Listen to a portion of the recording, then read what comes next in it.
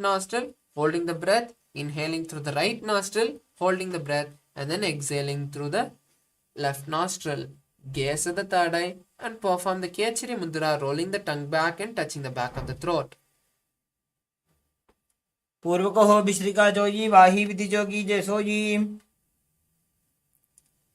The next asana is Kaneri Pavasana. Now place the elbows on the soles and rest the chin on the palms. Visualize a female elephant drinking water as you perform the Udyana Bandha and gaze at the nose.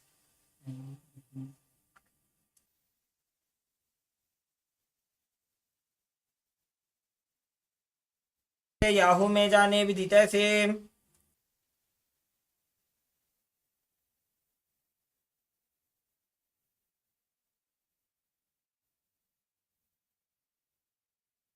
The next asana is Parasana.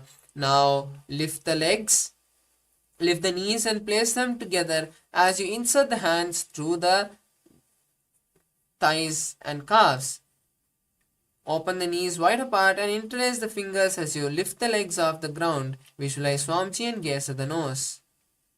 पूर्व कहो विश्रिका जोगी वाही विधि जोगी जैसो जी. The next asana is Gopi Chandasana.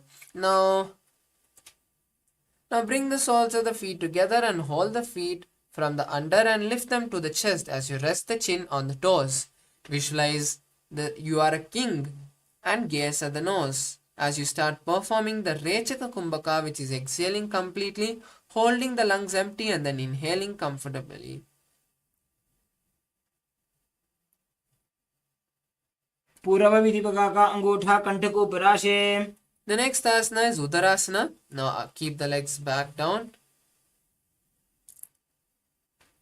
Now now scoop the hands from under the feet, holding the feet together and pull them to the chest as you rest the chin on the toes. Visualize your body free from disease and gaze at the nose. दो भक्तली संपुटाने उभय हस्त करी उरद हिताने.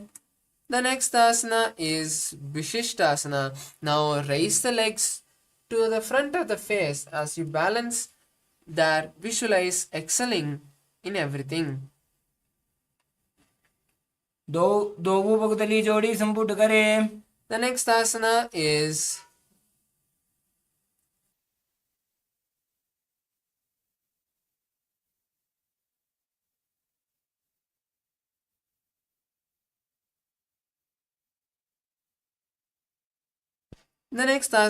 Bhujasana. Now place the legs on the respective shoulder and wrap the legs from the inside and lock the hands behind the neck. Visualize a snake in your inner space. शिरासनं तो विज्ञेयं कक्षासनम् अतः परं ग्रीवासनं च परमं भुजासनं इहोच्यते. The next asana is Kalyanasana. Now maintaining the legs on the respective shoulder, try to wrap the hands under the lower back. Visualize a beautiful goddess and gaze at the nose. दो हाथ पगमी च आने जिनको गोड़ा नीचे ढाने.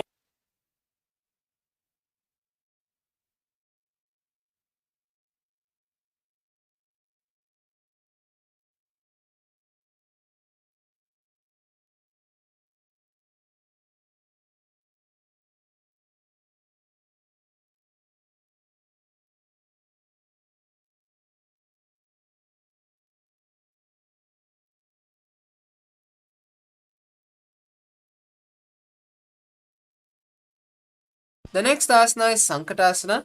Now place one heel under the perineum and sit on that heel. Raise the other leg and place it over the other leg, opposite leg, as you place that leg's heel by the opposite hip. Place the hands on opposite knees as you visualize a swan and start performing the Ujjayi Kumbhaka, which is inhaling and exhaling, making an ocean-like sound. वामपादं चितेर्मूलं सन्न्यस्य धरणीतले. The next asana is Dhenukasana. Now slide the heel from under the perineum and place the heels by the side of the hip. Keep the hand on the top knee interlaced as you visualize a cow and perform the Udyana Bandha. अनुषागीनगरपञ्चडं प्रशीलिन्तकल्यम्नि. The next asana is Machandrasana. Now place one leg on the opposite thigh and the other leg on the opposite knee. Then twist your body and hold on to opposite thighs as you visualize Swamiji and gaze at the third eye. वामजङ्गभरदचिनटाने वामहस्तपिष्ठीरिसाने. The next asana is Machandrasana 2. Now untwist the body and hold the opposite feet as you lean forward and down, placing the forehead on the mat. Visualize Swamiji in your inner space. प्रथमजी मनोचरणजोजी वामजङ्गविराखेसोजी. The next asana is Guru Asana. Now raise up and interlace the fingers, placing them on the top knee. Perform the Mahamudra Bandha and visualize Swamiji. ऊरुमूलेतरपादस्य कनिष्ठिकाप्रदेशगुल्फं संस्थाप्य.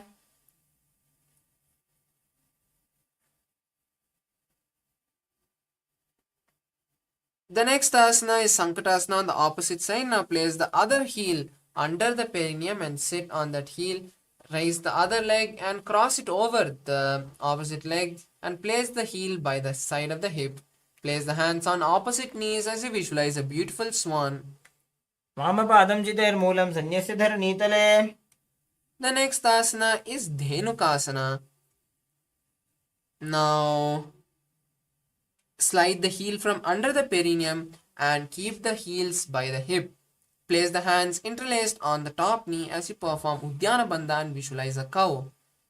अनुषागीनगरपञ्चडं प्रशीलिन्तकल्यम्नि. The next asana is Machandrasana. Now place one leg on the opposite thigh and the other leg on the opposite knee. Twist your body and hold on to opposite thighs as you visualize Swamiji and gaze at the third eye. वामजङ्गभरदचिनटाने वामहस्तपिष्ठीरिसाने.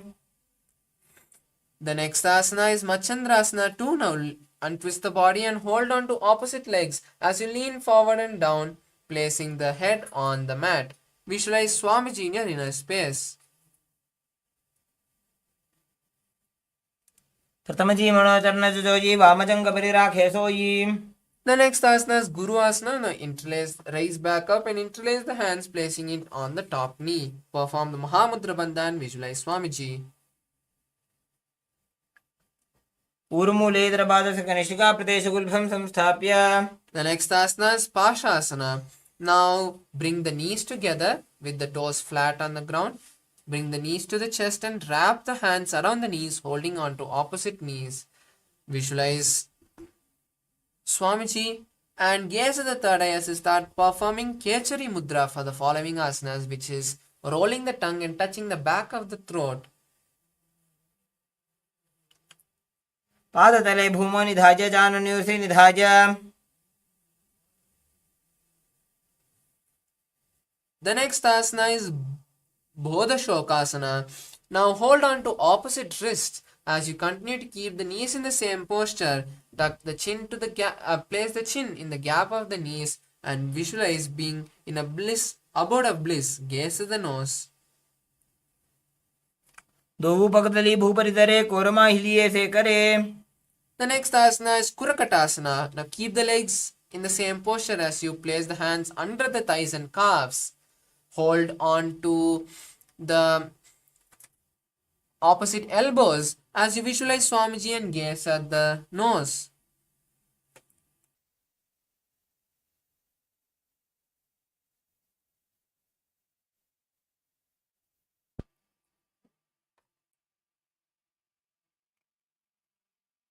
दो हाथ पग बाहर लावे, घोड़ा नीचे ले टहरावे.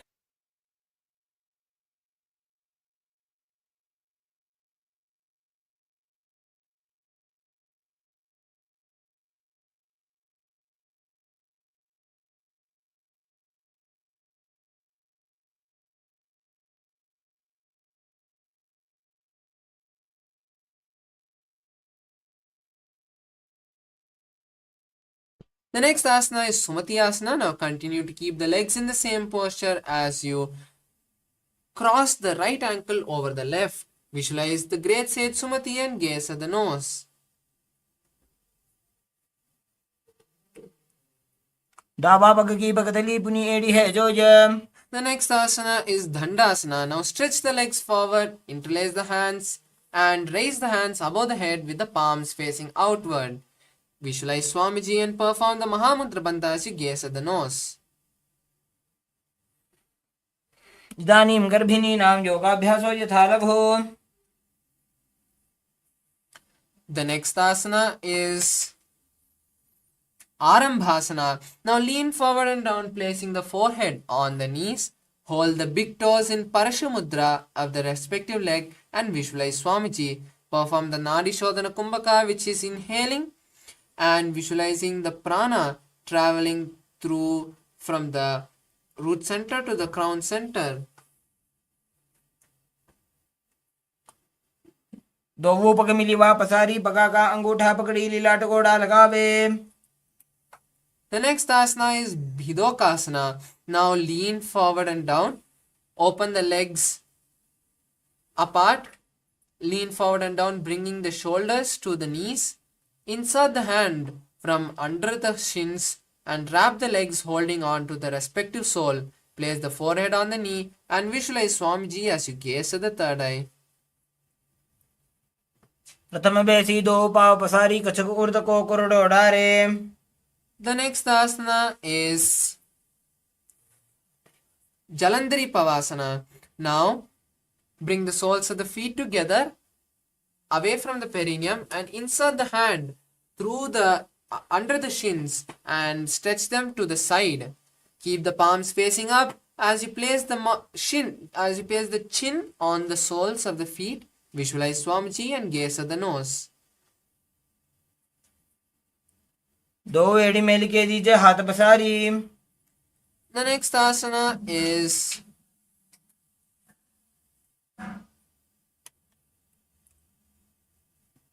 Urdhva Pachimatanasana.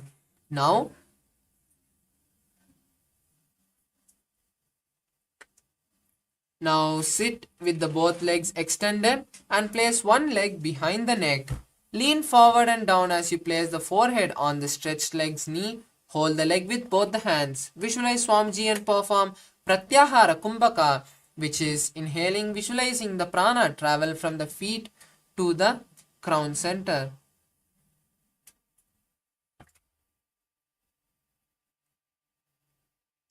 पश्चिमतानवत्सं स्थितिं कृत्वा एकं पादं ग्रीवायां धृत्वा तिष्ठेत्. The next asana is Anantasana. Now, maintaining the leg behind the head, slowly lie down on the back. Hold the leg with the opposite hand and place the other hand by the side of the body. Visualize you are the eternal one and gaze at the nose. उत्तानशयने एकैकं Pai ग्रीवायां विन्यस्य. The next asana is Ankushasana. Now from Anantasana, rest on the elbow of the hand holding the foot. Visualize you have complete control over your body and gaze at the nose. उत्तानशयित एकैकं पादं ग्रीवायां कुर्वन्. The next asana is Drishasana.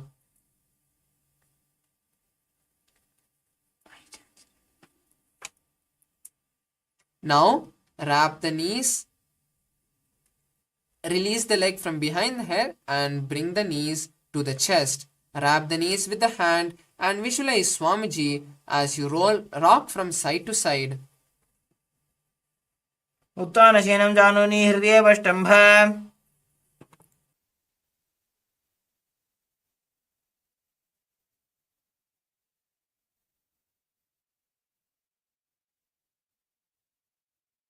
Next asana is Urdhva Pachimatanasana on the opposite side. Now again stretch both your legs forward and place the leg behind the head and then lean forward holding the stretched leg with both the hands. Place the knee. Place the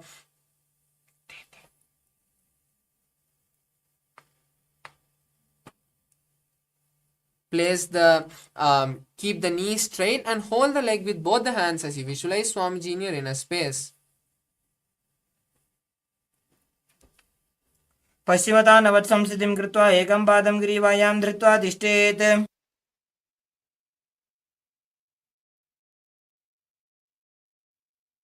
The next asana is Anantasana. Now keeping the leg behind the head, slowly lie down onto the back. Hold the leg with the opposite hand as you visualize you are the eternal one and gaze at the nose. उत्तानशयने एकैकं पायि ग्रीवायां विन्यस्य.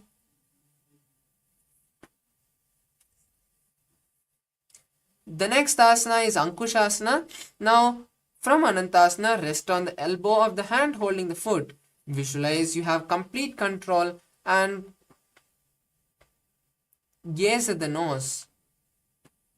उत्तानशयते एकैकं पादं ग्रीवायां कुर्वन्. The next asana is Yoga Nidrasana. Now, lie on your back and place one leg behind the head at a time, bringing both the legs behind the neck. Visualize Swamiji and gaze at the nose. पादाभ्यां वेष्टयेत् कण्ठं हस्ताभ्यां पृष्ठबन्धनम्. The next asana is Atma Ramasana. Now, lying down on the back, bring the knees to the chest. Then, wrap the hands around the legs, interlacing the fingers behind the head. Visualize being blessed by Vishnu and gaze at the nose. Atmaram आसन प्रथमसो धोसो वे. The next asana is Kochikasana. Now lie on the back and bring the thighs to the chest. Then open the hands to the side with the legs facing upwards. Visualize Swamiji and gaze at the nose. दो हाथ सीधा सा करे 300 base पा करे. The next asana is Jatara Parivritti 1, 2 and 3. This is going to be a sequence of 6 asanas. So continue to visualize Swamiji throughout these 6 asanas. Now lie down and bring your thighs to the chest. Jatara Parivritti 1. Now open your hands to the side and keep one knee bent to the ground and the other leg stretched. Jatara Parivritti 2. Keep both the knees bent to one side and bring the legs straight to one side. Jatara Parivritti 3. Bring both the legs stretched to one side and hold the leg with the hand. Turn to the opposite side of the head.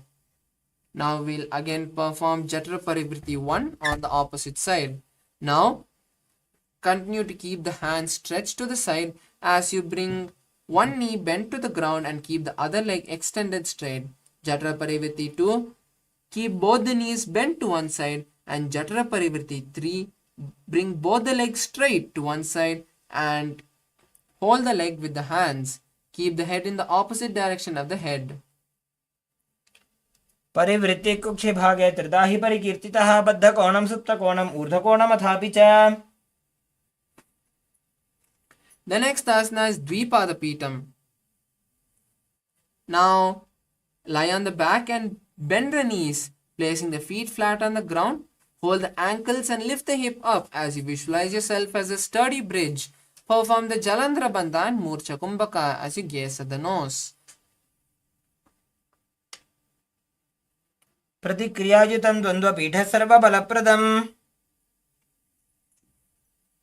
The next asana is Paryankasana.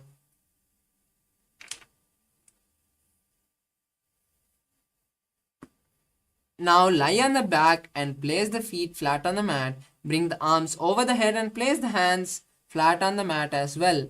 With the fingers pointing towards the feet, lift the entire body up as you visualize a sturdy stone furniture. Perform the Saja Kumbhaka. उत्तानशयनं हस्ततलाभ्यां भूमिं वष्टभ्य. The next asana is Shvotanasana. Now lie on your back and bring the knees to the chest. Keep the hands on the shoulder and move the hips in a circular motion as you visualize a dog laying on its back. Perform the Saja Kumbhaka. शोच्छरीरं संस्थाप्य जानुनी सम्मील्य नाभुवाणी च.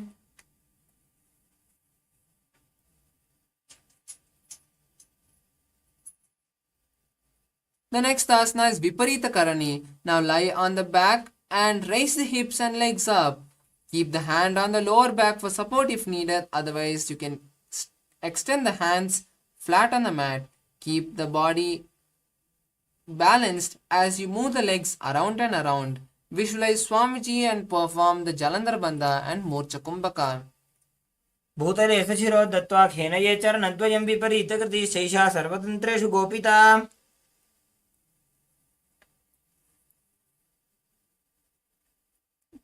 The next asana is Viparita Karani 2. Now maintain the legs in the same posture as you just stop rotating your legs around. Visualize Swamiji and continue to perform the Jalandhara Bandha and Morcha Kumbhaka.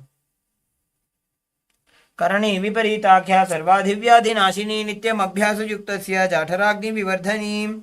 The next asana is Langalasana. Now, from Viparita Karani, slowly lower the legs behind the head. Continue to keep the hands behind the back as you just interlace them. Visualize yourself as a plow. नरकासने स्थित्वा नासिकाप्रदेशे भूमौ पादपृष्ठे स्थाप्य. The next asana is Saita Paschimottanasana. Now bring the hands from behind the back and hold the legs. Keep the knees on the head as you visualize Paramashiva in your inner space.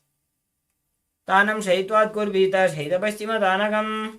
The next asana is Supta Konasana. Now slowly spread the legs wide apart as you visualize Swamiji in your inner space. परिवृत्ते कुक्षे भागे त्रिदाहि परिकीर्तितः. The next asana is Chakrasana. Now again bring the legs back together as you continue to hold the feet. Visualize yourself as a wheel. शवासनस्तद्वौ पादौ कुर्यान्मस्तकतः परो व्युत्क्रमेण ततः शीघ्रमेतत् सर्वस्य साधनम्. The next asana is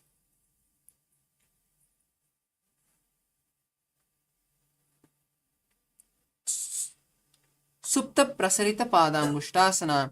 Now lay on your back and bring the legs vertical. Hold the big toes in Prana Mudra with the index and middle fingers as you slowly open the legs to the side. Hold the toes in Prana Mudra with your index and middle fingers as you start to perform the Ujjayi Kumbhaka, which is inhaling and exhaling, making an ocean-like sound. Visualize Swamiji in your inner space. उत्तानपादं क्रौञ्चं च मरीचिं वीरभद्रकं नटराजं त्रिकोणं च सुप्ताङ्गुष्ठप्रसारणे. The next asana is Supta Padangushtasana. Now lie on your back and bring the legs straight up. Hold the toes in Prana Mudra and continue to visualize Swamiji in your inner space. उत्तानपादं क्रौञ्चं च मरीचिं वीरभद्रकम्. The next asana is Matsyasana. Now from Supta Padangushtasana, cross your legs into Padmasana. Then place your legs on the mat. Now raise your hands above the head and hold on to the opposite elbows as you visualize Matsya, the fish avatar of Lord Vishnu. मुक्तपद्मासनं कृत्वा उत्तानशयनं चरेत् कूर्पराभ्यां शिरोवेष्ट्या मत्स्यासनं तु रोगः. The next asana is Parashuramasana. Now continue to keep the body in the same posture as you just place your right hand on the left palm. Visualize Rama and gaze at the nose. प्रथमकरे पद्मासन आचे सुधोसोवे भूपरिपाचे. The next asana is Sarvangasana. Now place your hands on the hips and raise your legs up in Padmasana. Continue to keep the legs in Padmasana as you balance, visualizing Swamiji and gazing at the nose. Perform Jalandhara Bandha and Morcha Kumbhaka. अथवा क्षेत्र संक्षेपात् सर्वांगासनम् उत्तमम्. The next asana is Vrishchikasana. Now lay on the back and place one foot on the opposite thigh. Lift the other knee towards the head and extend both the arms above the head. Hook the fingers forward and gaze at the third eye. प्रथमशयन सूदो शीर्षके चिकी सन्धि सुदाखे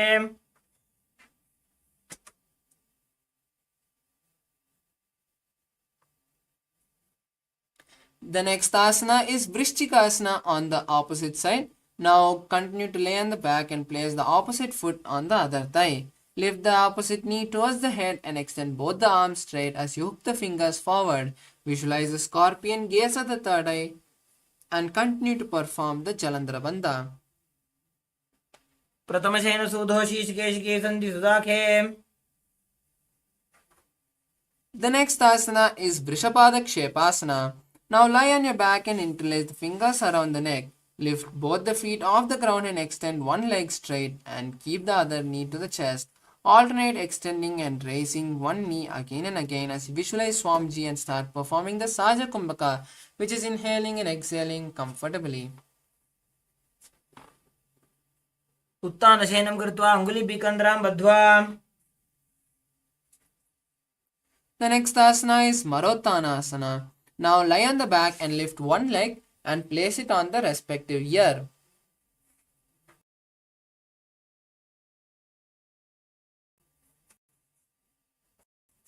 Repeat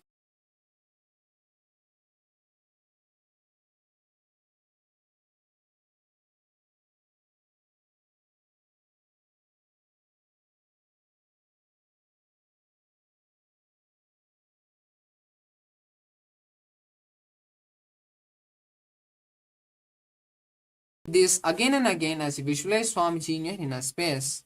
श्रोतानवत् संसिद्धि कृत्वा जानुद्वयं पर्यायेन कर्णयोः संस्पृशेत्. The next asana is Bhrikasana. Now lie on your back and place the soles of the feet flat on the ground with the knees up. Stand up without the support of your hands and then sit back down as you visualize yourself as a wolf. अथ उत्तानशयनं कृत्वा पादतलाभ्यां भूमिं धृत्वा.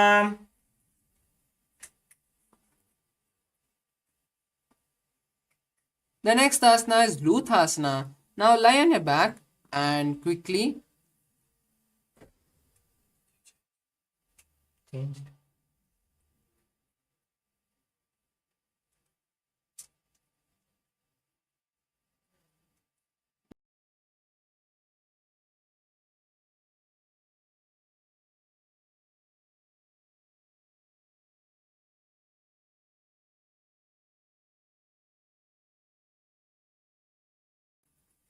The next asana is Saratasana. Now lie on your belly with the toes extended. Keep the hands on the ground by the shoulder. Contract the lip and make a flute-like sound as you visualize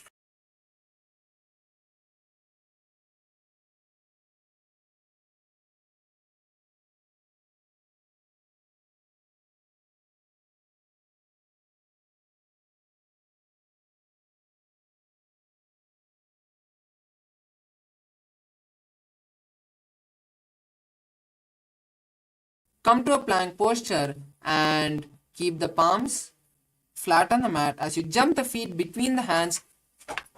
As you keep the hands flat on the mat and jump the feet between the hands and back, visualize yourself gone beyond the body and mind.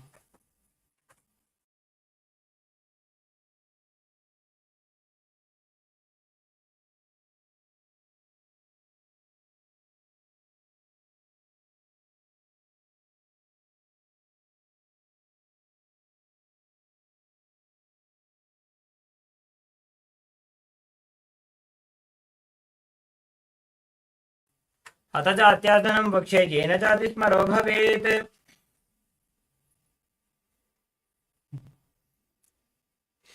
The next asana is Lolitika.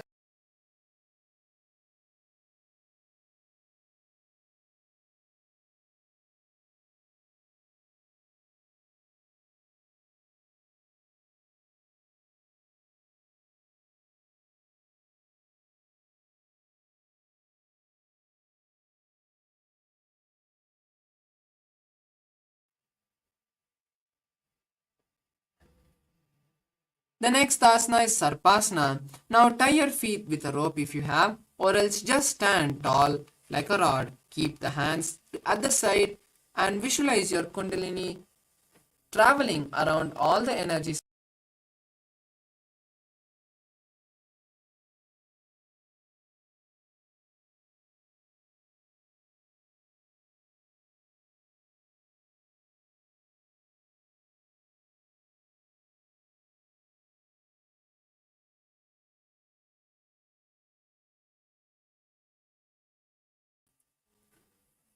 Stand tall and lean forward, placing the back of the palms on the mat. Stamp on the foot from the forward, stamp on the hands from the front, and start walking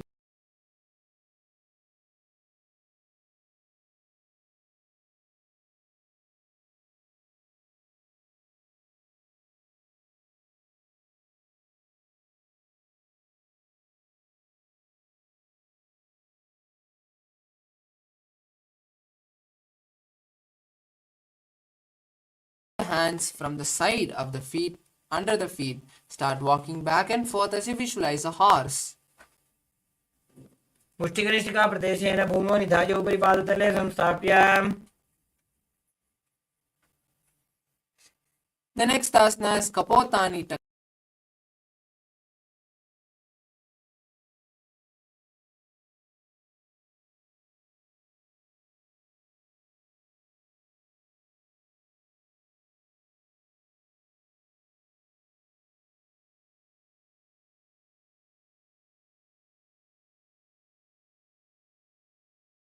तं नीत्वा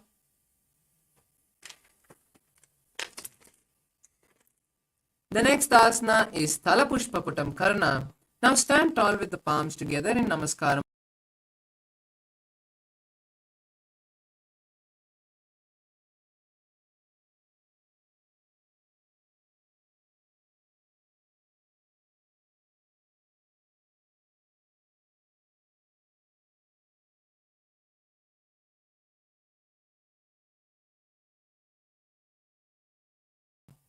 Now lie on the stomach and jump the feet towards the hands and stand.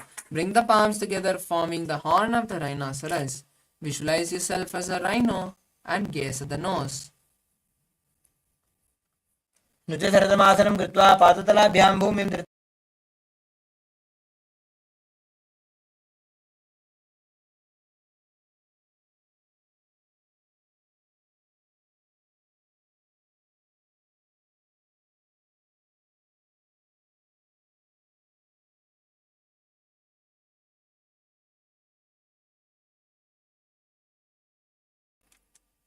पुनः पुनः उत्थातव्यम् अस्थितव्यम् इति उत्थानोत्थानं भवति. The next asana is Musalasana. Now stand tall and bring the feet together. Raise the hands.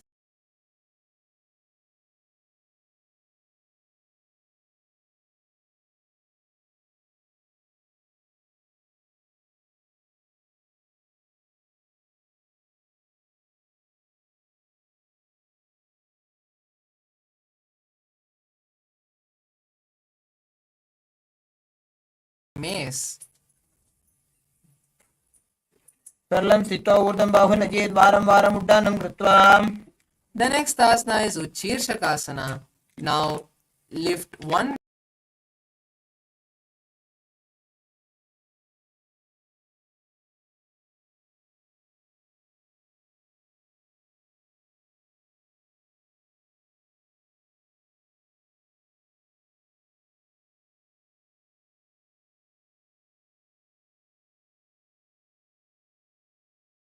शीर्षकं भवति. The next is Parshvajanu Karana. Now stand in a half squatted position with your knees bent. Now lift one leg towards the chest and hold the leg with the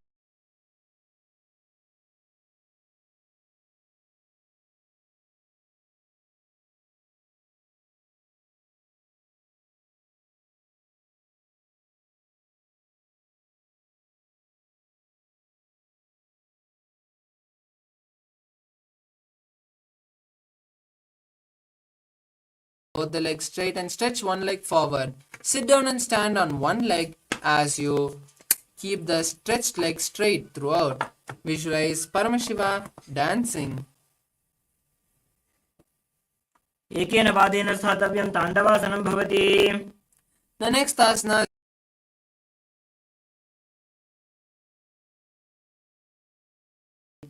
and bring the palms together as you visualize Lord Garuda in your inner space. उत्थानकूर्मपीठं च सिंहस्गारुडमेव च. The next asana is Ekapadasana. Now stand straight on the right leg and place the left foot on the right thigh. Keep the hands by the side and visualize Swamiji in your inner space. दक्षाङ्घ्रिं वामपादस्य जङ्घोपरि निधाय च.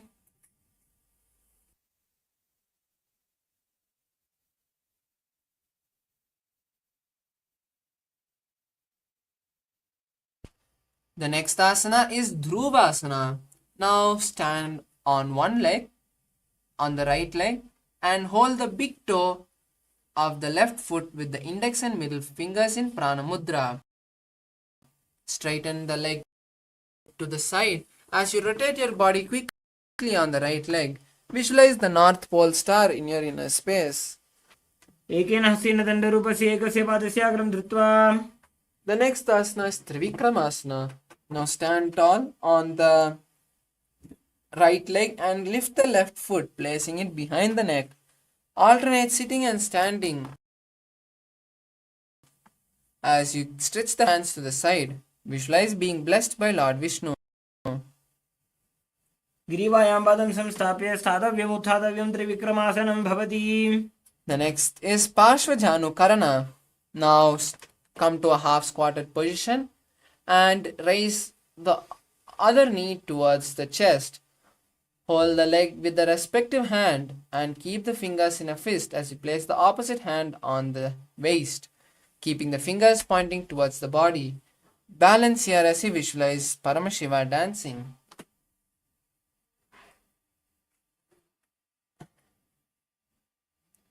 The next asana is Tandavasana.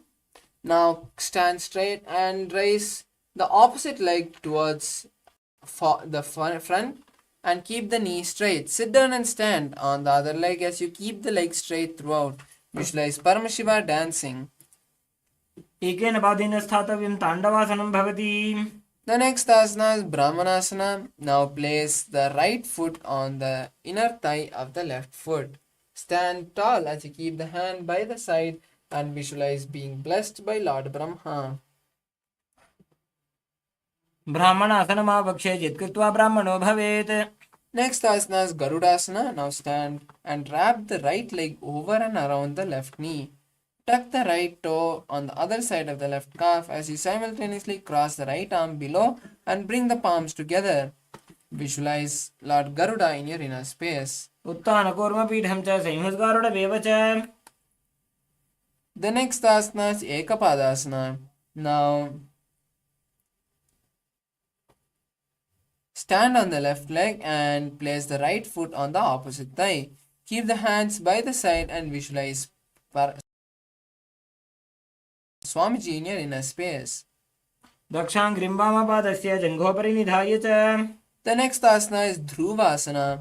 Now stand on the left leg and hold the big toe of the right foot. Straighten the right foot to the side as you rotate your body quickly on the left leg. Visualize the pole star in your inner space. एकेन हस्तेन दण्डरूपस्य एकस्य पादस्य अग्रं धृत्वा. The next asana is Trivikramasana. Now stand on the right leg and lift the left foot, placing it behind the head. Sit down and stand as you keep the hands stretched to the side and visualize being blessed by Lord Vishnu. ग्रीवायां पादं संस्थाप्य स्थातव्यम् उत्थातव्यं त्रिविक्रमासनं भवति.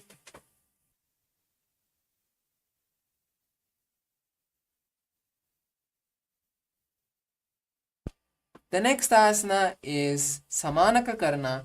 Now stand tall with the heels touching and toes slightly pointed to the side. Keep the hands by your side and visualize Paramashiva.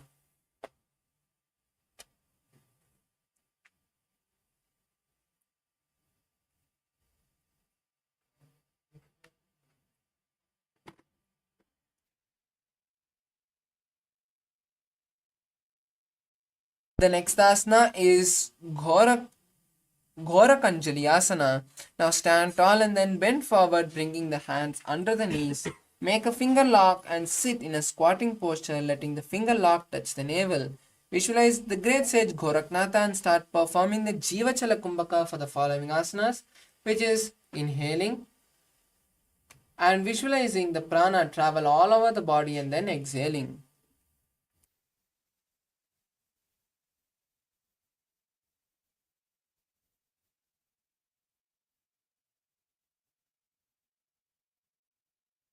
प्रथम ही उबो होये बाहुरी नीचो पुनि होवे.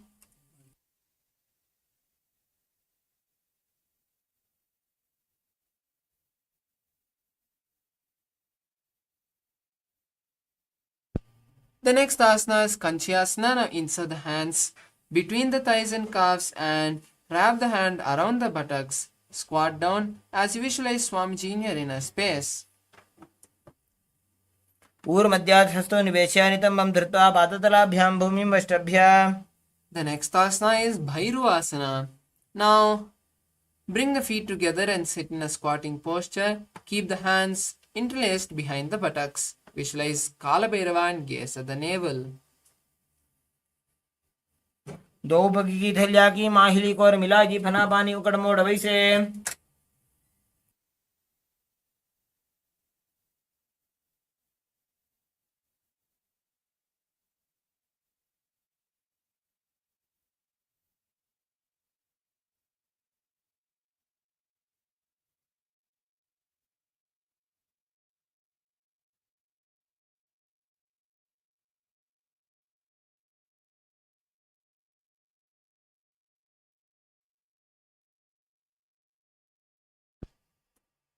The next asana is Varahasana. Now squat all the way down to the ground. Keep your feet together, the toes apart. Bring your elbows up close to your head and the palms joined over the back, facing downwards in Anjali Mudra. Now gaze to your nose and visualize yourself as Varaha, the boar avatar of Lord Vishnu. पागदली की माहिली को और मिला जी फना पानी उकड़ वैसे. Next up is Pripithasana. With your heels touching, bring your hips to the same level as your knees, holding onto the big toes in Prana Mudra with index and middle fingers. And visualize Swamiji in your inner space. पार्श्वद्वये सम्मील्य स्थित्वा नितंबं जानु प्रदेश आनीय. Next up is Bakasana. Now place your hands on the mat, shoulder width apart. Bring your knees onto your arms towards your armpits, and then raise your feet off the ground, balancing on your arms as you visualize yourself as a crow. हस्ताभ्याम अवनिमवष्टभ्य जानुद्वयं नाभो सम्मील्य. The next asana is Sushtanga Kapali Asana. With your hands flat on the mat, knees on your arms, place the crown of your head on the mat as well, and then raise your legs up, bringing your feet into Padmasana. आसन को गुण कपाल आछो होई.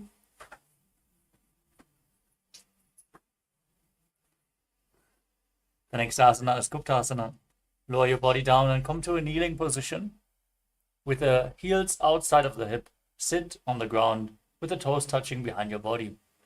Place your hands on the thighs, gaze to your nose, and visualize you are sitting in the secret seat with Paramashiva and Guru.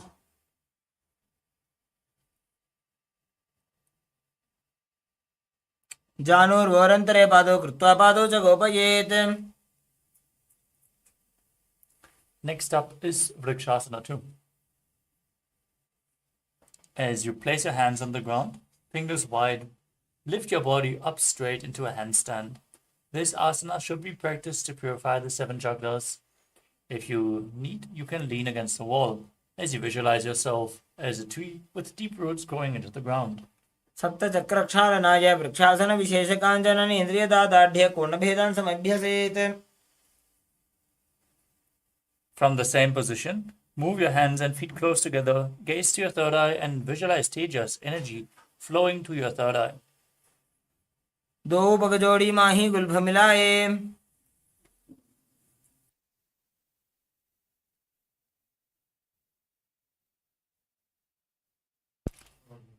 Now place your hands flat on the ground, shoulder width apart. Step your feet back into a plank position. Lower your body down and push it back up again and again as you visualize yourself as a fish in Matsyasana too. Nibjam Shanam Gurbaro Bhagaya Murtagritya. Now lay down flat on your stomach. Place your hands on the hips. Lift your chest from left to right as you visualize and move your body like a snake in Sarapasana too. Nibjam Shanam Kritva Hasto Nitamam Samstapya Pado Dighi Gritya. Next up is Nidhalambanasana. From the position, laying on your stomach, toes pointing backwards, place your elbows on the ground and rest your chin on your hands with your hands in Padma Mudra, the Lotus Mudra. Feel self-supported and completely independent in Nidhalambanasana. Karabhyam Bangajam Kritva Dishtet Kurpara Yasudihi. Next up is Chakrasana. As you lie on your stomach, place your hands flat on the mat in front. Straighten your arms, push your upper body up and bend your knees to bring your feet up to the upper back. As you gaze upwards, visualize yourself as an umbrella protecting your guru from the sun rays. Ardhyasana Stitva Hastadalabhyam Bhumim Dritva. As you sit on your knees, stretch your arms out in front, placing your palms flat on the mat. Bring your forehead on the mat as well. As you gaze towards the tip of your nose and visualize you're the weapon of Indra, Vajra, symbolizing your indestructibility in Vajrasana. Idanim Garbhini Nam Yogabhyaso Yathalago Sukha Prasavalabhaya Prochate Prakta Nepathi. With your hands flat on the ground, push your hips up into Gajasana and then alternate striking the ground with your hands as you visualize yourself as powerful as a ram in Meshasana. Gajasana Samsito Ekaikam Bahum Bhumo Tadajet. The next asana is Ajasana. From Gajasana position, raise your feet up and slowly lower your face towards the ground as you visualize yourself as unborn, existing for all eternity.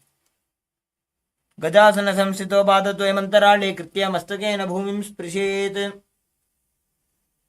Now come to a kneeling position. Hold onto the toes, pull them in towards the perineum and then place your hands on the thighs. Gaze towards your nose and visualize Swamiji in Dhanantarasana.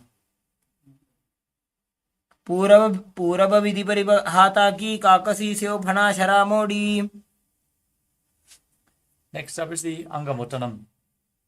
Now interlace your fingers in front and move your arms from left to right, up and down in all directions. Then repeat the movement behind your back, giving massage to various joints and muscles of your body as you visualize Swamiji in your inner space. Hastayoho Angulir Vadva Hastayor Madhyat Saramangam Nishkasayitva Tishtet Angamottanam Bhavati. As you sit on your heels in Vajrasana, turn your feet out to the sides so the toes point outwards. Keep your thighs and knees resting on the ground, your spine straight, hands on the knees, as you visualize yourself as Lord Garuda flying Lord Vishnu and Lakshmi on his back in Garudasana form. Jango Rubhyam Dharam Bidya Sthiragajo Dujanu Najanu Parikaradvandva Garudasana Muchyate. Next up is Ananda Mandirasana. As you sit with your legs folded back, toes pointing backwards, keep your knees wide and place the front of your buttocks on the ground as you hold onto your ankles. Gaze up to your third eye and visualize that you reside in the blissful space of a temple. Atha Pakshe Veeranatha Anandamandirasanam Yatkrutva Amaro Dhiro Bhavatyeveha Sadhakaha. Next up is Mandukasana too. Sit with your knees wide, the feet overlapping behind on your ankles as you place your hands underneath the knees and press your tongue up against the palate of your mouth in Manduki Mudra while visualizing yourself as a frog and engaging Uddiyana Bandha and Mula Bandha. Prishtam Sambhidya Gulbhabhyam Janvange Sabalayakratihi Hasto Padatale Kshipto Mandukam Padadosharit. Next up is Narasimhasana. Keep your toes tucked on the mat with the heels up and together. and sit down on the raised heels. Place your hands in front of you, thumbs touching, as you stretch your tongue out and exhale forcefully. Gaze to your nose and visualize Narasimha, one of the 10 avatars of Lord Vishnu. दो भणा पाणी होय वैसे एड़ी में लरगुदानी वैसे समशरीरनी काट हरावे NASA अग्र दृष्टि को यावे. Next up is Pishlakasana. As you maintain the same position, cover your mouth with both hands cupped and place your thumbs underneath the teeth. Close your lips. Inhale through the right nostril and exhale through your mouth in Pishlaka Pranayama. As you gaze to the tip of your nose and visualize yourself as Devi presiding over any and all minuscule fears you have.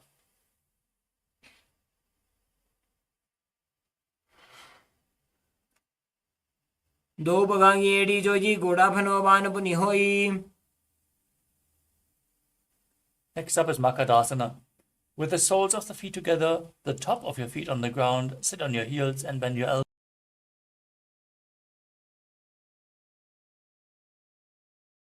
elbows, bringing your fingers to your armpits. Visualize yourself as a playful monkey as you imitate as if you are a monkey scratching itself.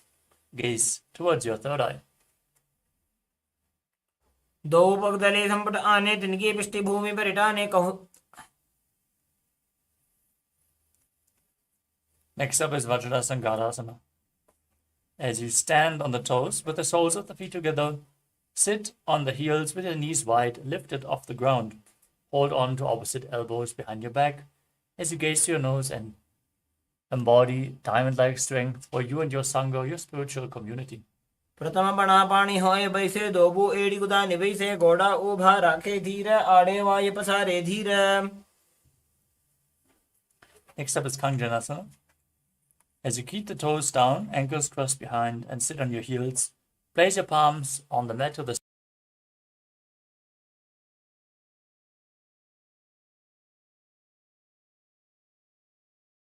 wonder. खञ्जनासनमावक्ष्य यत्कृत्वा सुस्थिरो भवेत्. Next up is Kurmasana. From the same position with your feet crossed, place your hands on the knees.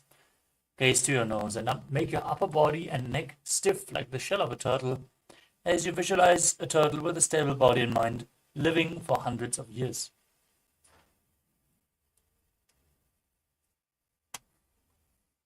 गुल्फौ च प्रजनस्याधो व्युत्क्रमेण समाहितो ऋजुकाय शिरोग्रीवं कूर्मासनमितीरितम्. Maintain the same posture. Relax your upper body. Keep your hands on the knees. Gaze to your nose and visualize Swamiji in Yogasana. गुदं नियम्य गुल्फाभ्यां व्युत्क्रमेण समाहितः योगासनं भवेदेतदिति योगविदो विदुः. Now raise your perineum up. Stand on the knees. Cross your ankles behind with the feet near the opposite knees. Hold the calves with the fingers inside and the thumbs outside as you gaze up to your third eye and visualize a space of eternal oneness, Advaita with your Guru in Vijogasana. घोड़ा वामो उबो होई घोड़ा आड़ा राखे दोई. Next up is Ustrasana 2. In a kneeling position, hold onto your ankles and bend backwards. Push your hips forward, keep your arms straight, and visualize yourself as a camel in Ustrasana 2. मेरुदण्डग्रन्थि दाढ्य संविवादयिषु पुमान्.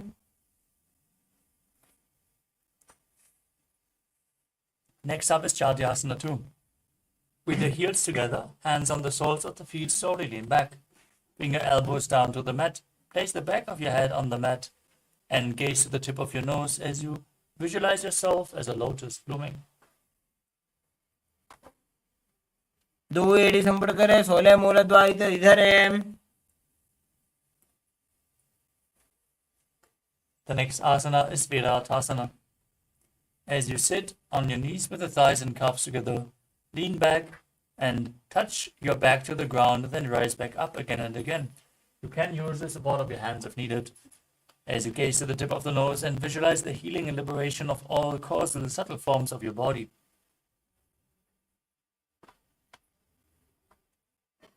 जंगा पृष्ठभूमो निदाज्य जंगोदरयोः ऊर्ध्वनि संस्थाप्य. The next asana is Kapotasana. From Viratasana, raise your hips higher. Bring your forearms on the mat behind you and hold the back of your heels. Bring your head in between the feet as you visualize yourself as a beautiful dove. मेरुदण्डग्रन्थि दाढ्य संविपादयिषु पुमान्. Now raise up onto your knees with the toes tucked behind as you hold on to your arms and gaze to the nose. In Vadasana, the boon-fulfilling posture, receive your boon from Paramashiva as you internally chant the Mahavakya, Om Nithyananda Paramashivoham. जानुनि भूमौ संस्थाप्य हस्ताभ्यां बाहुपरस्परं धृत्वा. We move on to Varahasana 2. With the toes tucked, place your perineum on the raised heels and bring your forearms down to the mat as you rest your head on your hands. Visualize yourself as a boar, one of the 10 incarnations of Mahavishnu. सूर्यं चन्द्रं भेदनानि आसनानि कथ्यते. Next up is Mundasana. From a kneeling position, place your forearms on the ground, elbows shoulder width apart, interlock your fingers, place the crown of your head on the mat, hold your head with both hands, raise your hips and walk your feet forward, jump your feet up and keep them straight in a headstand posture. As you gaze to the tip of your nose, visualize yourself as a lop tree and breathe calmly through your nose in Sahadra Kumbhaka. अधो मुण्डासनं वक्षे सर्वेषां प्राणिनां सुखम्.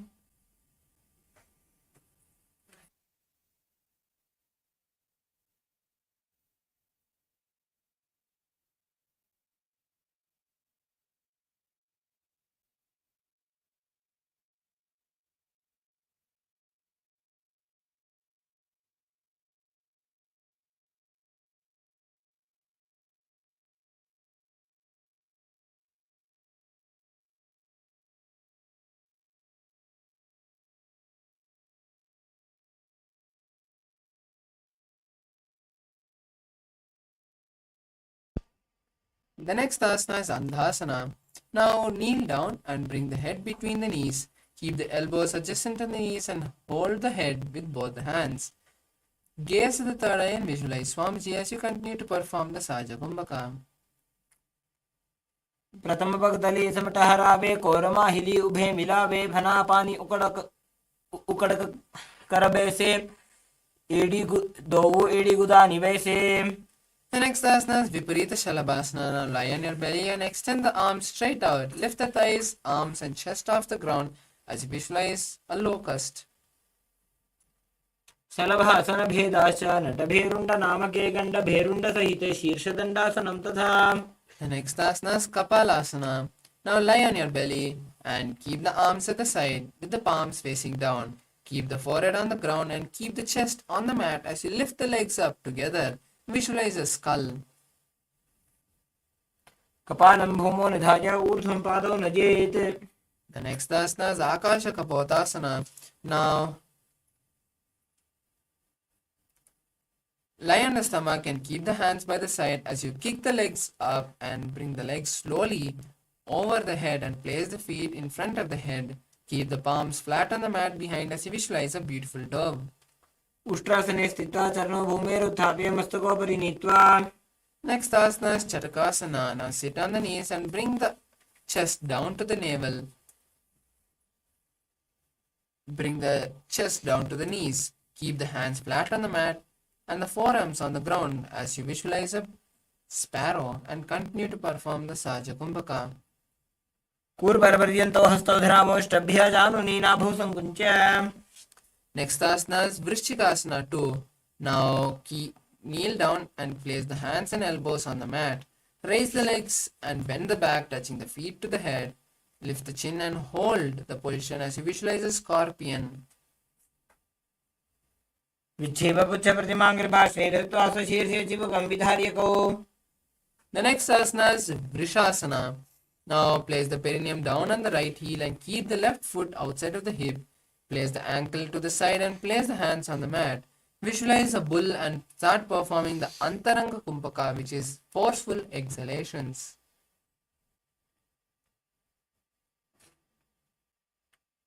यामे गुल्फे पादमूले वामभागे पदेतरं विपरीतं स्पृशेत् भूमिं वृषासनमिदं भवेत्. The next asana is Lolasana. Now, from a kneeling position, place the hands flat on the mat, lift the knees off the ground and cross the toes over each other. Balance above the mat as you visualize Swamiji and perform the Antaranga Kumbhaka, which is forceful inhalations. लोलासनं सदा कुर्यात् वायुलोलापघातनात्. The next asana is Vrishasana on the opposite side. Now place the perineum down on the left heel and keep the left foot outside of the hip as you place the ankle to the side. Place the hands on the mat as you visualize a bull. याम्य गुल्फे पादमूले वामभागे पदेतरं विपरीतं स्पृशेत् भूमिं वृषासनमिदं भवेत्. The next asana is Balagunasana. Now place the left toe on the ground and sit on the heel of the left foot. Place the right foot flat on the ground with the knee raised to the chest. Keep the palms on the respective knee as you maintain an upright posture. Visualize the Balaguna, one of the 84 Siddhas.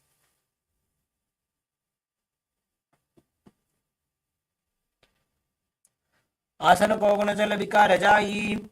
The next asana is Grahasana. Now squat with the feet flat on the mat. Bring the elbows under the thighs and wrap the hand around the shin. Hold on to the ankles from the outside as you visualize the entire planet. पादतले भूमौ संस्थाप्य जानुमध्ये कुरपरौ स्थाप्य. The next asana is Balagunasana on the opposite side. Now place the right toe on the ground and sit on the heel of the right foot. Place the left foot flat on the ground with the knee raised towards the chest. Place the palms on respective knee and maintain an upright posture as you visualize Banaguna, one of the 84 Siddhas. आसन कोगुणचल विकार जायी. Next asana is Utkatasana. Now squat on the heels with the hands on the respective knee. Visualize Swamiji in your inner space as you keep the spine straight. युजस्पिजोस्तियत ऊर्वचानु यत्रासने पादतलद्वयोपरि.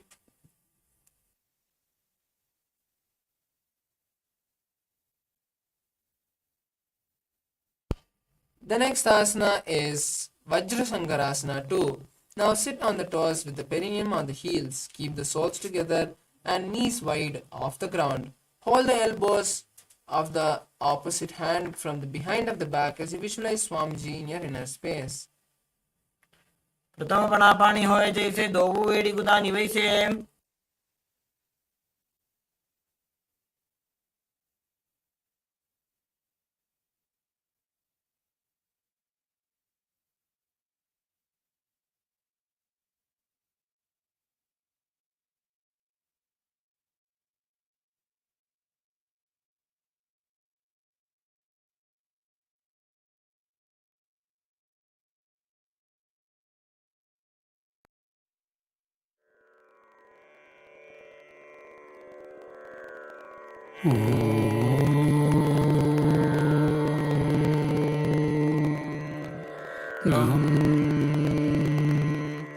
आनंद गणपतये नमः।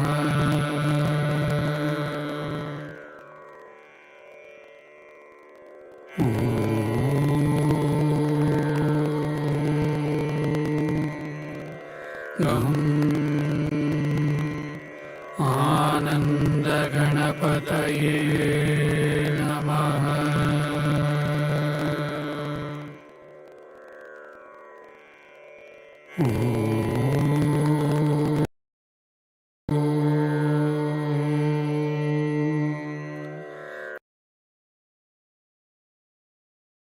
गणपतये नमः।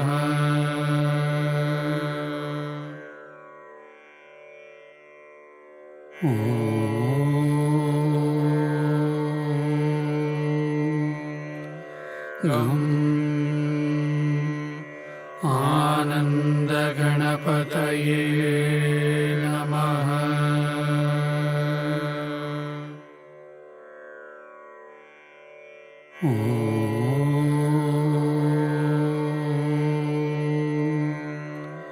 गम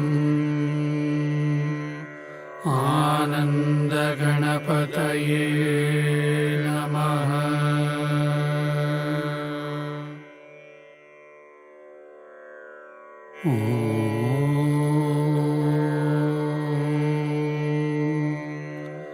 गं आनन्दगणपतये नमः।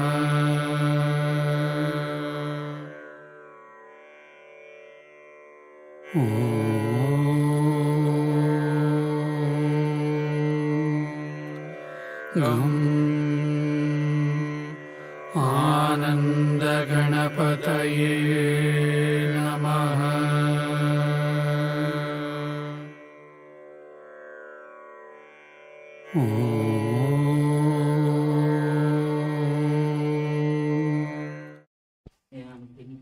Sorry for the technical glitch. Let's now continue with the next asana, Anilasana. Now squat with the feet apart. Keep the palms down and keep the hands under the soles of the feet from inside with the palms down.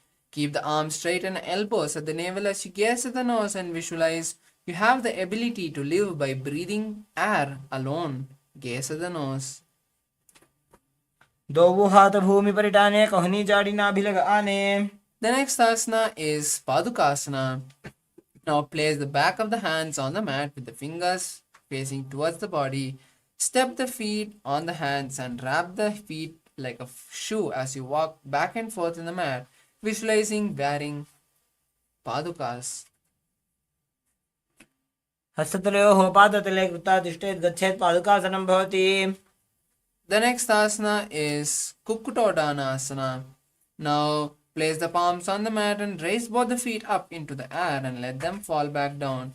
Repeat this again and again as you visualize a rooster. हस्ततले भूमौ कृत्वा पादतले च ऊर्ध्वमुड्डानं कृत्वा भूमौ पतेत्. Next asana is Viparita Nrittasana. Now this is an inverted asana, so you can take the support of the wall or a partner. Now place the hands on the mat and raise the legs upward into a handstand. Move around on two hands dancing as you visualize yourself free from all the patterns. हस्ततलाभ्यां भूमिं वष्टभ्य ऊर्ध्वपादाग्रे कुर्वन्. The next asana is Kunjarasana. Now separate the feet and place one palm down on the mat and the other palm on the head. Visualize Swamiji in your inner space.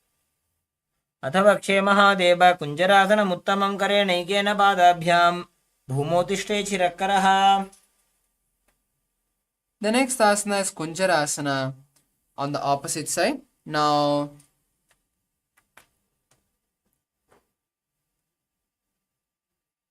continue to keep the body in the same posture as you just alternate the position of the hands. Visualize Swamiji in your inner space.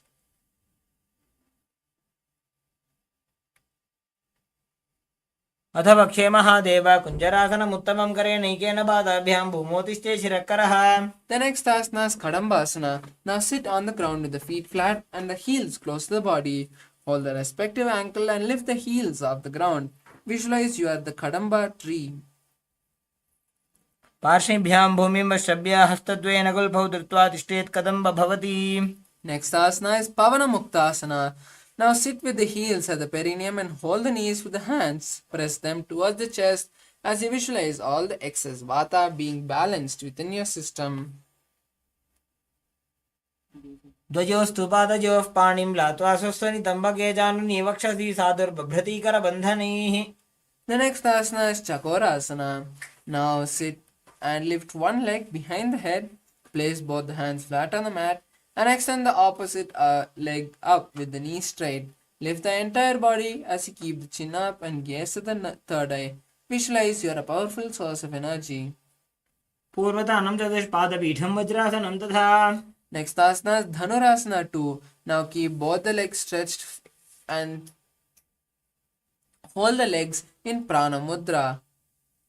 Then pull one leg towards the ear as you visualize a bow in your inner space. पादाङ्गुष्ठोद्धपाणिभ्यां गृहीत्वा श्रवणावधि. Next asana is Ashtavakrasana. Now lift the left leg over top the right shoulder left shoulder, and bring the right foot across and hook it on top of the left foot. Lean forward and down while extending the leg to the left as you lift the head and chest up. Find balance as you visualize a flying crane. वासिष्ठमथ कौण्डिन्यम् ऊर्ध्वकुक्कुटमेव च अष्टावक्रमथोत्थानं मयूरं सेतुबन्धनम्. The next asana is Pranasana. Now place the right foot on the left thigh and bring the left foot flat on the ground. Have the left shoulder underneath the raised left leg as you place the hand flat on the ground. Visualize you are immortal and gaze at the third eye. एतत् प्रभेदं वक्ष्यामि करोति यस्य चामरः एकपादमुरो बद्ध्वा स्कन्धेऽन्यत्पादरक्षणम्. The next asana is Paramashivoham. Now place the right foot at the root of the left thigh and the left leg by the side of the right knee. Hold the left hand by the right and twist the body as you visualize the great sage Matsyendranatha and gaze at the third eye. वामोरुमूलार्पितदक्षपादो जान्वो बहिर्वेष्टितदक्षदोष्णा प्रगृह्यतिष्ठेत् परिवर्तिताङ्गः श्रीमत्स्यनाथोदितमासनं स्यात्. Next asana is Chakorasana on the opposite side. Now sit and lift one leg behind the head and place both the hands flat on the ground. Extend the opposite leg up with the knee straight, lifting the entire body off the ground. Visualize you are a powerful source of energy and gaze at the third eye. पूर्वदानं चतुष्पादपीठं वज्रासनं तथा चकोरक्रौञ्चशलभभुजङ्गमपि वृश्चिकम्. The next asana is Dhanurasana 2. Now sit on the ground and hold both the legs with the respective hand in Pranamudra and pull one leg towards the ear. Visualize a bow in your inner space. पादाङ्गुष्ठोदपाणिभ्यां गृहीत्वा श्रवणावधि. Next asana is Ashtavakrasana. Now place the right leg over top the right shoulder and bring the left foot across, hooking it on top of the right foot. Lean forward and down while extending the legs out to the right as you lift the head and chest up. Visualize a flying crane.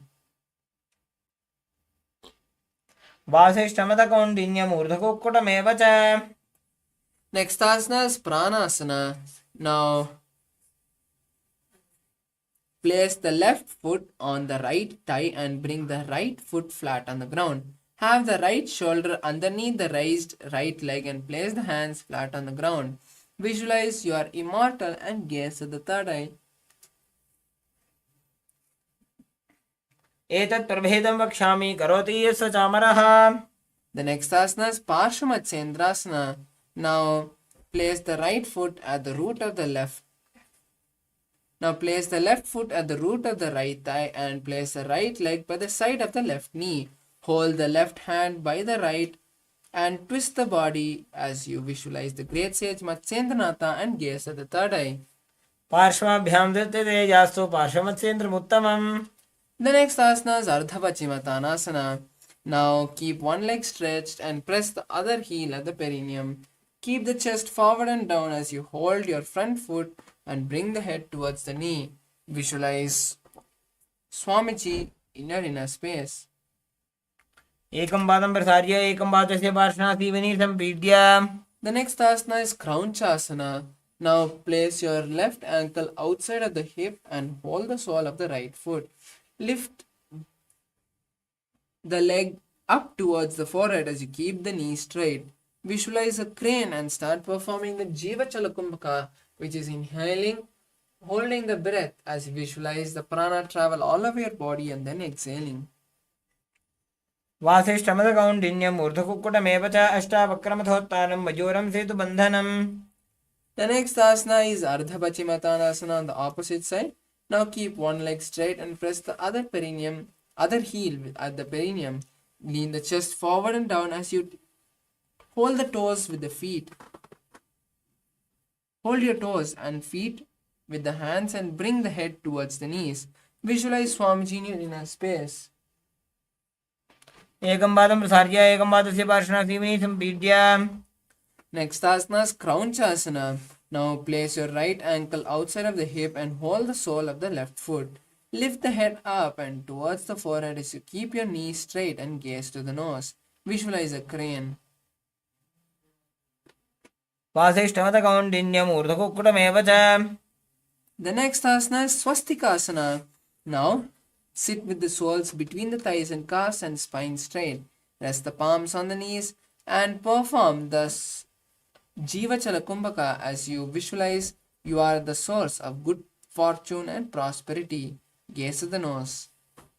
जानोर्भोरन्तरे सम्यक् कृत्वा पादतले उभे रुजगाय समासीना स्वस्तिकं तत्प्रचक्षते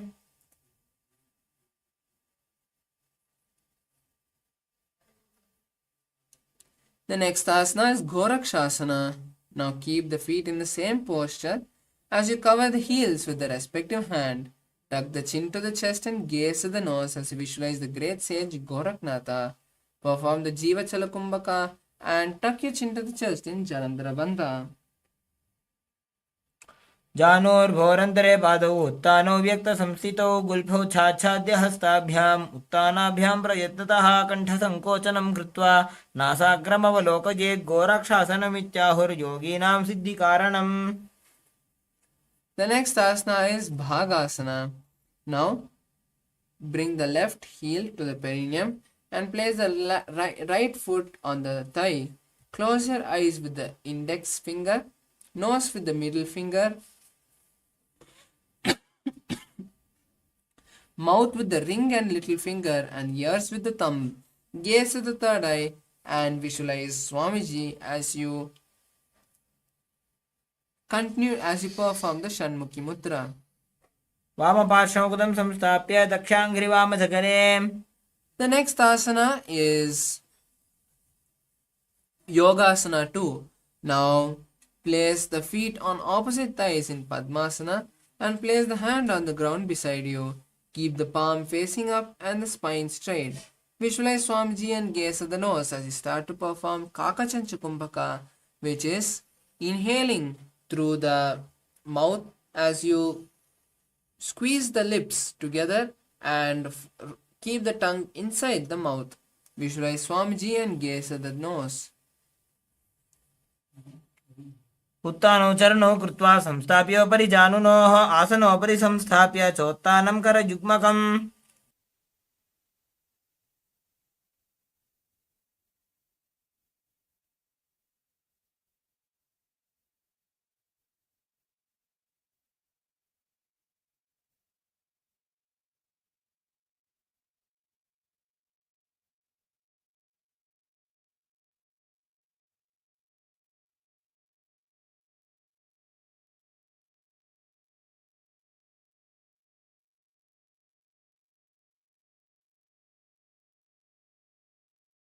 The next asana is Urdhva Kukutasana. Now from Padmasana, place the palms flat on the mat beside the body. Press the hands into the mat and lift the knees off the ground. Balance as you visualize rooster. वासिष्ठमतकौण्डिन्यम् ऊर्ध्वकुक्कुटमेव च. The next asana is Siddhaharatalyasana. Now from Padmasana, insert the hands through the knees and thighs as you place the hands on the mat. Avoid lifting the body up as you stay seated on the mat. Gaze at the nose and visualize Swamiji in your inner space. प्रथम पद्मासन को करे हस्तुदो गोगोडासन दितरे. The next asana is Hamsasana. Now from Padmasana, place the hands onto the mat through the gaps of the calves and thighs. Lift the thighs up to the shoulder and the legs off the mat. As you stay raised, visualize a beautiful swan and gaze at the nose. कुक्कुटासनमस्थित्वा स्कन्दपर्यन्तं मूरुनि नीत्वा तिष्ठेत् हंसासनं भवति. The next asana is Karmukasana 2. Now from Padmasana, place the hands between the thighs and calves. While sitting, reach the hands behind the body. Interlace the fingers and bring the forehead to the floor as you visualize the bow. प्रथम पद्मासन को करे घोड़ा संधि माही करी धरे तरब दूसरी कर दो वो आने कोन्या ऊपर संधि ले ठाने. The next asana is Kurmasana 2. Now from Padmasana, Insert both the hands through the thighs and calves. Bend the elbow and hold the respective shoulder with the hand as you visualize a tortoise. By जंग प्रदर्शन बावा दाई जंग परिबाई ल्यावा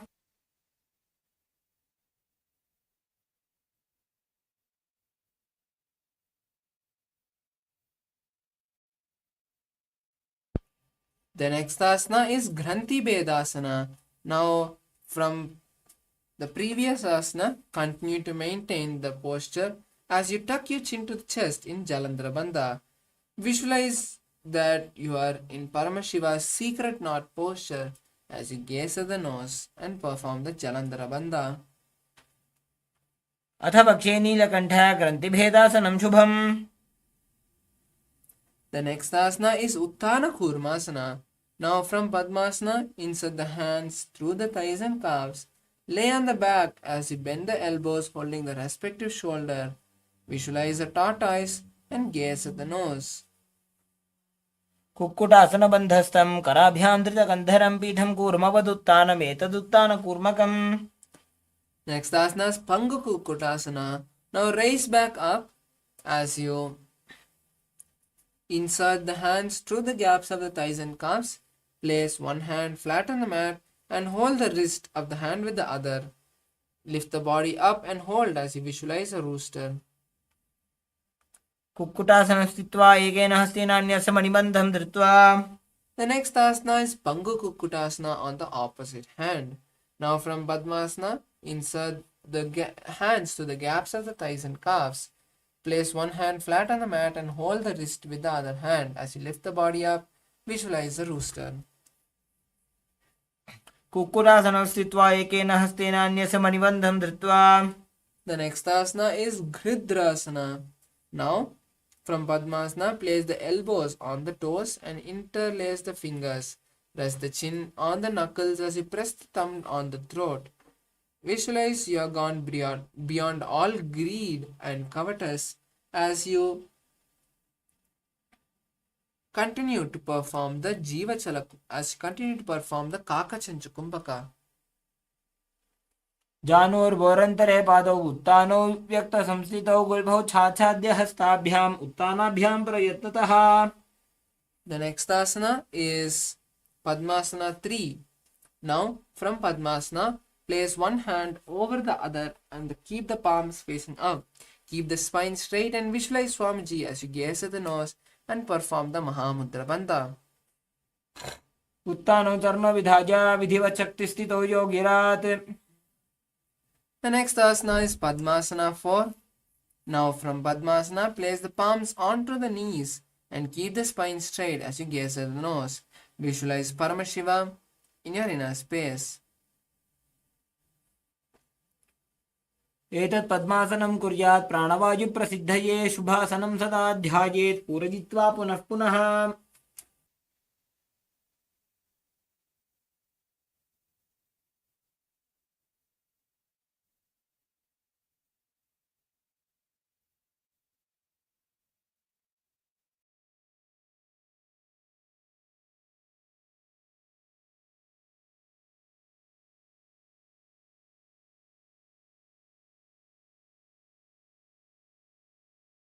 Asana. The next asana is Karmakasana 2. Now from Padmasana, hook the right hand, index and middle fingers around the right toes from the bottom of the foot. Lift the elbow and pull the toe back, moving the big toe around. Place the left hand on the respective knee and keep it straight. Now we'll repeat on the opposite side. Now place the right hand on the respective knee and hold the right toe with the left hand. In Prana Mudra with the index and middle fingers around the right toe. Lift the elbow as if pulling a bow back and move the big toe around. Visualize a bow in your inner space. अथान्यासनमावक्ष्य योगपूरकरक्षणात् कृत्वा पद्मासनं पाद अङ्गुष्ठजङ्घयोस्थितम्. The next asana is Karmakasana 3. Now from Padmasana, cross the arms behind the back and hold the big toes. Inhale through the tongue like an arrow as you engage all the three bandhas. Visualize a bow and gaze at the nose.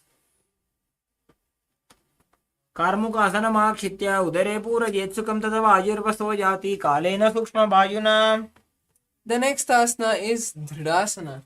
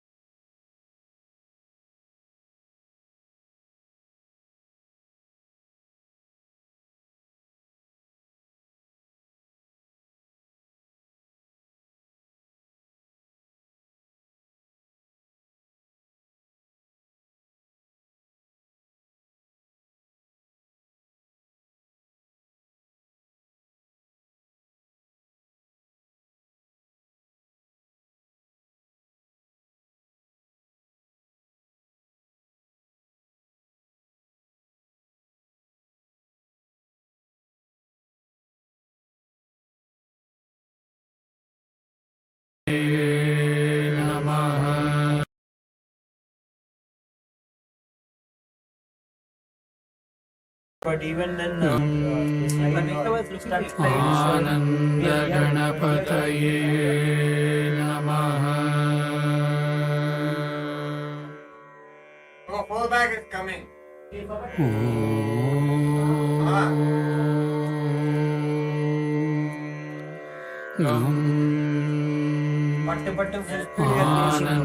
आनन्दगणपतये नमः Shavasana. 49. What is the time? Shavasana time. For we are in Dridasana.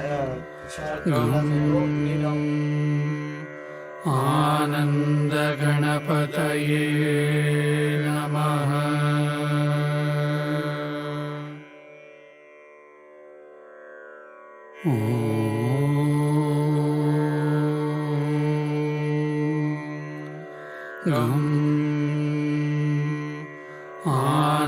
आनन्दगणपतये नमः आनन्दगणपतये नमः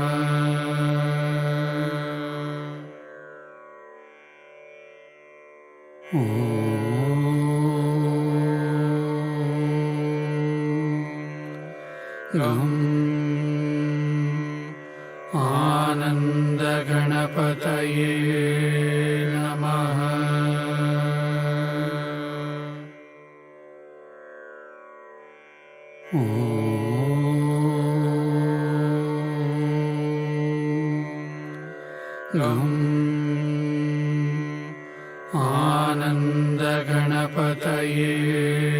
नमः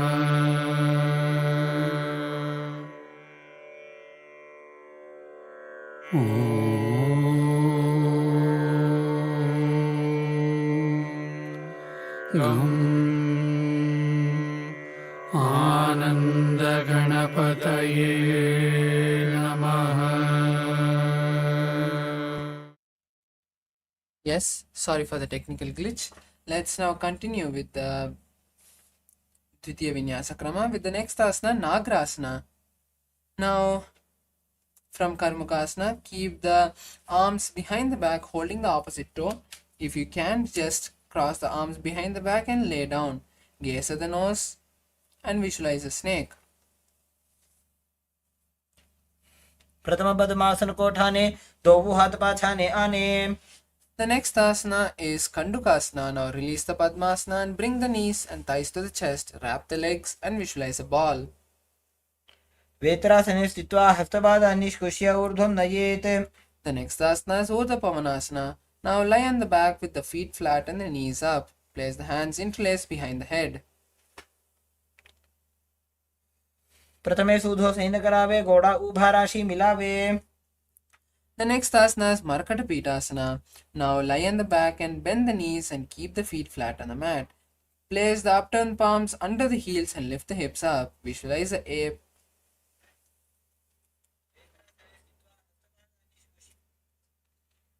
उत्तान शयनं पादतले उत्तान हस्तयोः स्थापयेत्. The next asana is Uttana Shikipitakasana. Now lie on the back and raise the hips up. Support the hips with the hands as you stretch the legs straight. Visualize Swamiji and gaze at the nose. जङ्घोरुबलहीनश्चेत् उत्तानशिखिपीठकम् अप्रमत्तः प्रकुर्वीत भुक्तेः प्राग्विजितेन्द्रियः. The next asana is Narakasana. Now lift the legs up as you keep the hands flat on the mat or on the hip. Visualize traveling through hell blissfully. ग्रीवाकण्ठेन भूमिं विष्टम्भः पादाग्रद्वयम् ऊर्ध्वम् उन्नयेत्. Next asana is Tiryanavakasana. Now place the hands on the hip and angle the legs forward. Visualize a boat. नौकावत् स्थितात् ऊर्ध्वं पादाग्रद्वयं नयेत्. Next asana is Dvajasana. Now keep the hands back on the mat or on the back if you want and visualize the KAILASA flag. तिर्यन्नौकावते ग्रीवापृष्ठकोर्परैः भूमिं विष्टम्भ. Now relax completely in Mritasana.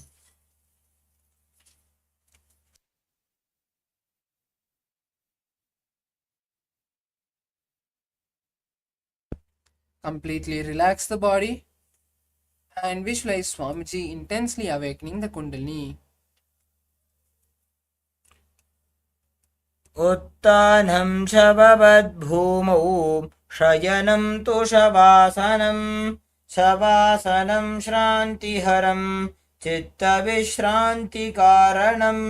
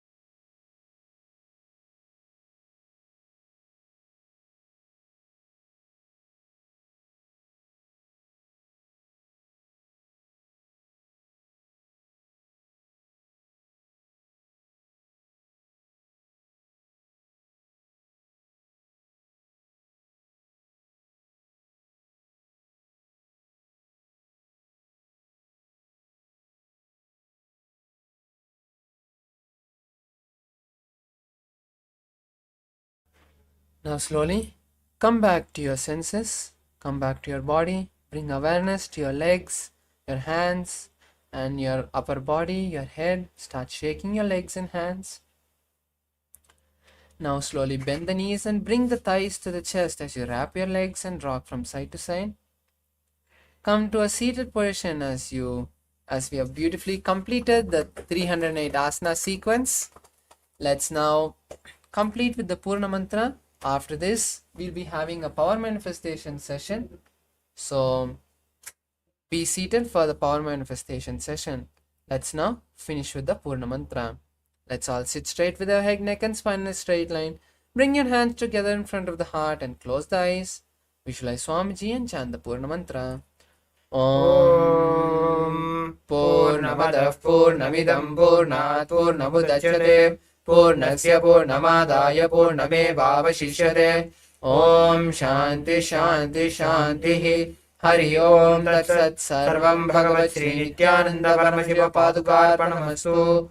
Om Nithyanandam.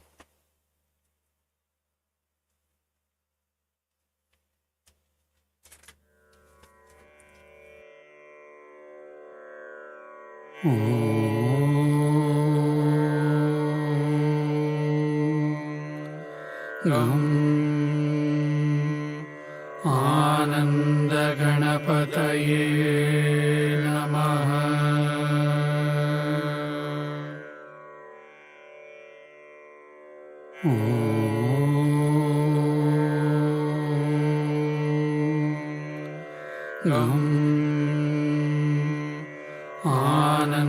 आनन्दगणपतये नमः।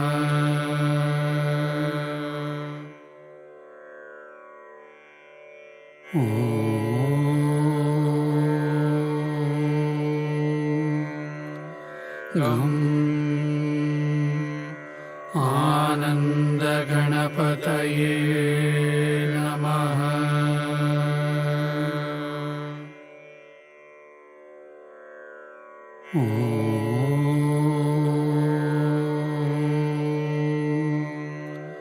गं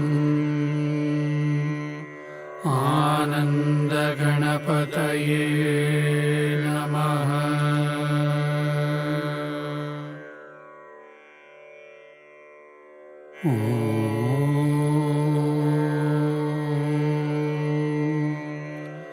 गं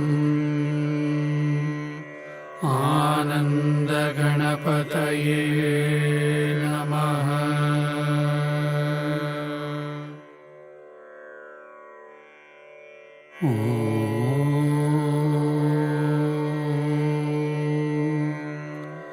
गं आनन्दगणपतये नमः।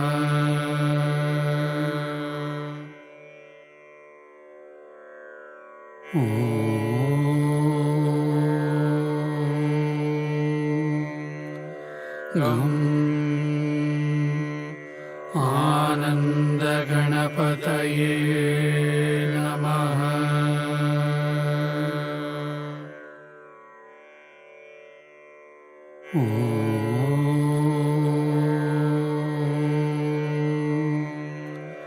गं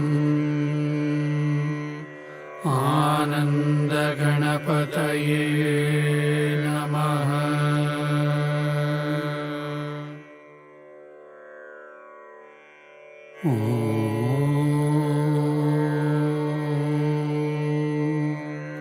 गं आनन्दगणपतये नमः।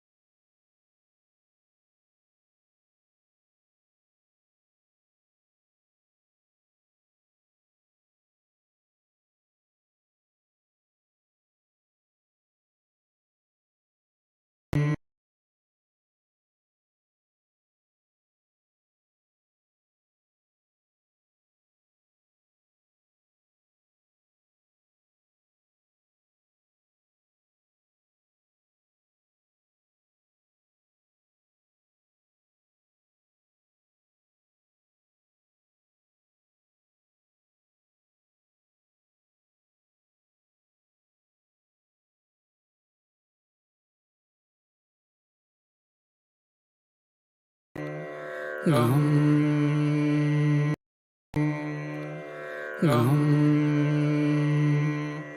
आनन्दगणपतये नमः।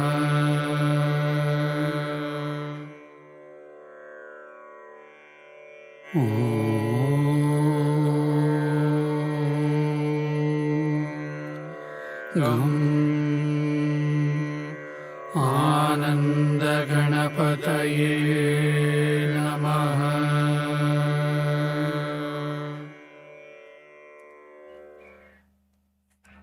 Yes. Nithyananda, I welcome all the Paramashivoham Level 3 Season 3 participants to the day 20 of the Paramashivoham program. I request all the participants to please be seated in front of the camera with the cameras turned on, ready to manifest the powers. Let us begin with the Sadguru Vandanam. Nithyanandam Paramasukhadam Kevalam Jnanamurtim Dvandvatitam Gagana Sadrusham Tattvamasyaabhilaksham Ekam Nityam Vimalamachalam Sarvadhi Sakshibhutam Bhavatitam Trigunarahitam Sadgurum Tam Namami. Yes. Nithyananda everyone. Today is Ganesh Chaturthi. Happy Ganesh Chaturthi to everyone who are sitting here with us for the Power Manifestation and the Paramashivoham Level 3 program. Happy Ganesh Chaturthi to everyone. Now let us get ready to manifest the powers of Paramashiva with the grace and blessings of the Supreme Pontiff of Hinduism. We have also been energized with the Prathama Vinyasa Krama and the Dvitiya Vinyasa Krama Yoga that we just completed, and ready to manifest that space of Paramashiva now. So please get ready.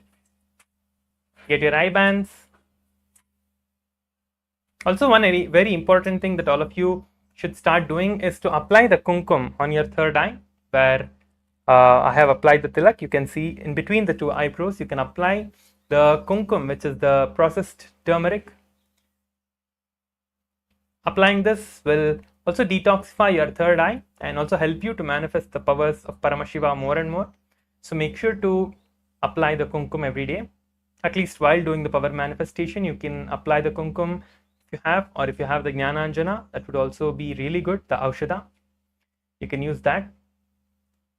Now let us get ready for the power manifestation. I request everyone to please come and be seated in front of the camera. We have a lot of celebrations as well today. As part of the Ganesh Chaturthi, we have Pada Puja, Tulabharam, and so many different various sevas and offerings to Lord Ganesha as well. He is the embodiment of spontaneous completion. Just praying and requesting his blessings will establish us in the space of spontaneous completion. So now let us get ready for the power manifestation. You can close your eyes with the eye bands. Please tie your eyes now.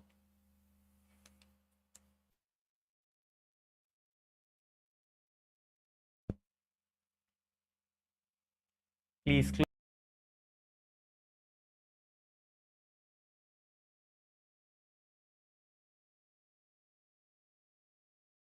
close your eyes.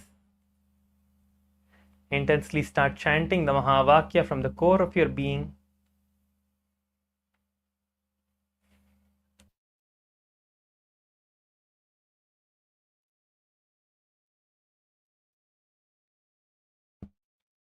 Today we are going to be seeing pictures, images, random images. Please close your eyes.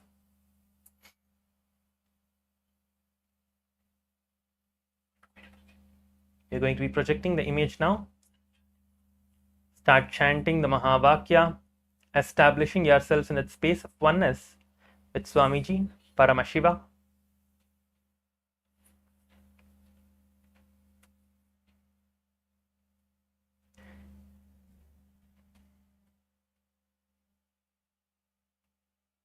Intensely chant the Mahavakya, establishing yourselves in a space of completion and oneness with Swamiji.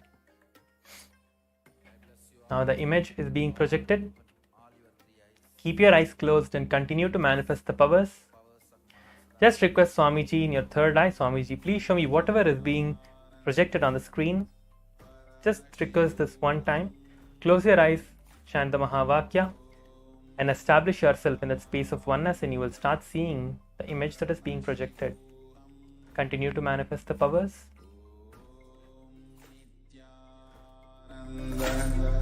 Paramashivoham. Om Nithyananda. Paramashivoham. Om Nithyananda. Paramashivoham. Om Nithyananda. Paramashivoham. Om Nithyananda. Paramashivoham. Om Nithyananda. Paramashivoham. Om Nithyananda. Paramashivoham. Om Nithyananda. Paramashivoham. Om Nithyananda. Paramashivoham. Om Nithyananda. Paramashivoham. Om Paramashivoham. Om Nithyananda Paramashivoham. Om Nithyananda Paramashivoham. Om Nithyananda Paramashivoham. Om Nithyananda Paramashivoham. Om Nithyananda Paramashivoham. Om Nithyananda Paramashivoham. Om Nithyananda Paramashivoham. Om Nithyananda Paramashivoham. Om Nithyananda Paramashivoham. Om Nithyananda Paramashivoham. Om Paramashivoham.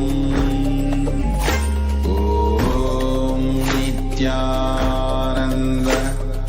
Paramashivoham. Om Nithyananda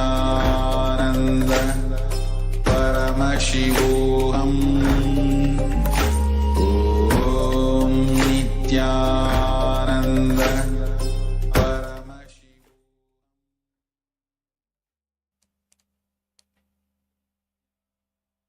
Yes. Now relax and slowly open your eyes.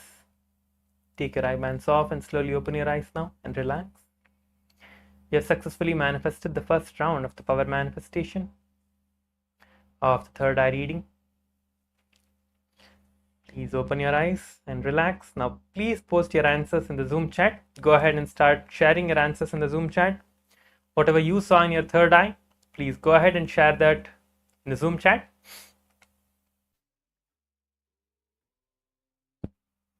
Whatever you saw, the colors, shapes, objects, people, anything, all the things that you saw, go ahead and share that in the Zoom chat now. On the auspicious day of the Ganesh Chaturthi, manifesting these powers is going to give you the instant completion and manifestation of what you want in your life, right? So go ahead and intensely manifest the powers. Do not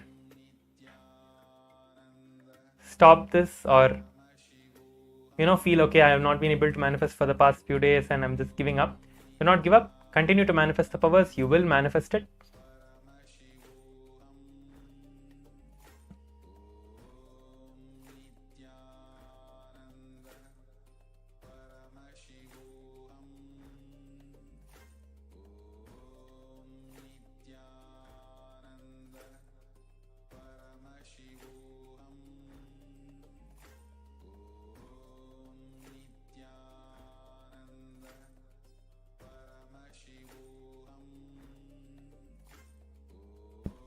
Yes. Ziapeng is saying white and red. Okay. Continue to post your answers. We are going to be projecting the image now. Continue to share your answers as well. The image is being projected now. You can share what you saw and also verify with the image that is projected. So you can see that this was the image of different fruits and different colors are there as well. So you can see yellow, red, orange. So see Ziafeng, you can see that you got it right. You got one color right. That's great. So there is banana, orange. I think that's pomegranate, and there is lemons as well. Yes. Now get ready for the second round. Put your eye bands back on and sit in the space of oneness. Start chanting the Mahavakya, invoking the presence of Swamiji.